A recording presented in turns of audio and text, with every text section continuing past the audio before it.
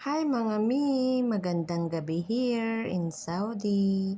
Ang video natin for tonight ay gagawa po tayo ng mini siopaw.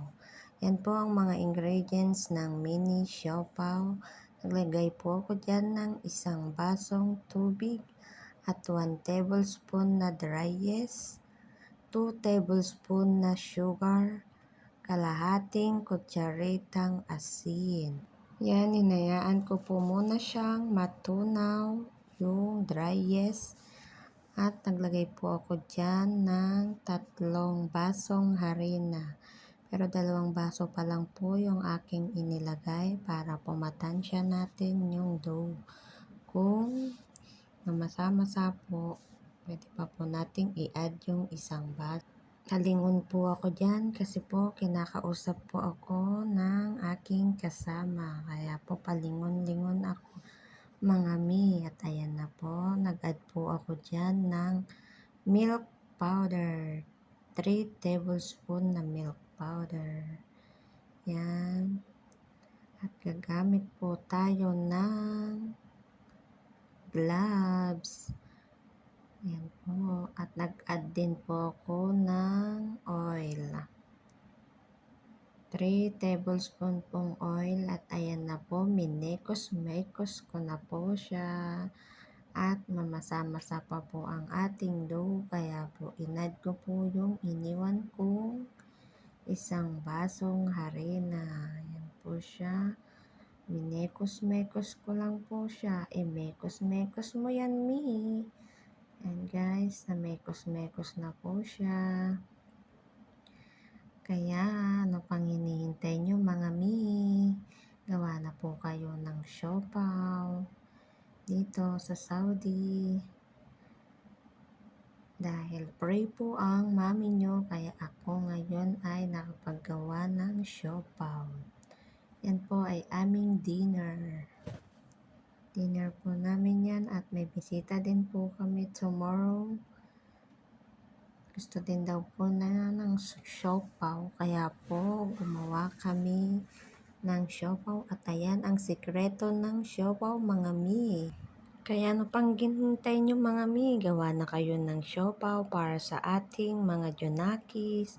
At pwede rin po yan pang negosyo dahil di na po kayo gagamit ng oven. Lalo na sa mga kagaya kung walang oven sa Pinas, yan po. I-try nyo pong gawin yan. Madali lang po. Binabad ko lang po yung dough ng 1 hour. Babalikan po natin siya. Habang binababad ko po siya ay niluluto ko po yung chicken na ating ipapalaman po natin siya sa siopaw. Kaya yan mga mi. Ayan na po siya. After po nating mababad ng 1 oras ay okay na po ang ating dough. Napakalambot po niya at napakaganda pong i-massage. Yan po ay ikakat ko lang po yan ng maliliit na cut, yung small. Yan po ay nakagawa po ako dyan ng 30 pieces na siopaw. Dahil darating din po yung kasama namin dito tomorrow, kaya po gumawa kami ng siopaw kasi gusto din daw po niyang matikman ang aking siopaw. Binigyan po kasi namin siya noon ng 2 piraso. Nagustuhan daw po niya, kaya yan po. Gusto daw po niya pagbalik niya dito ay siopaw daw po ang aming hapunan. Yan po. Naginawan ko po siya ng siopaw. Napakalambot po niya at ang napakaganda po ng ating dough. Ang ganda po niyang i-massage. Ayan, binilog-bilog ko lang po siya ng maliliit. At ayan na po, ilalagay ko na po yung palaman na aking nilutong chicken. Papalaman ko lang po siya dyan. At ayan po ay niluto ko ng 15 minutes. Hindi ko na po siya nabidyohan mga mi kasi dumating po yung dinner na pizza ng aking mga amo. Kaya yan po. Hindi ko na po siya na-video sa paglagay ko po sa steam. Nilak ko lang po yung mga gilid niya para po hindi po siya magbuka. At ayan, hindi ko na po yan ibababad ng, lalagay ko na po ng diretso yan sa steam.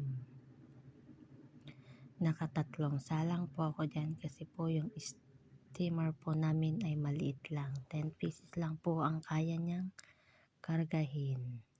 Ayan mga mi. Bye. Ingat po lagi. God bless. Sa mga gaya kong nag-uumpisa dyan na mag-reels, tuloy lang po.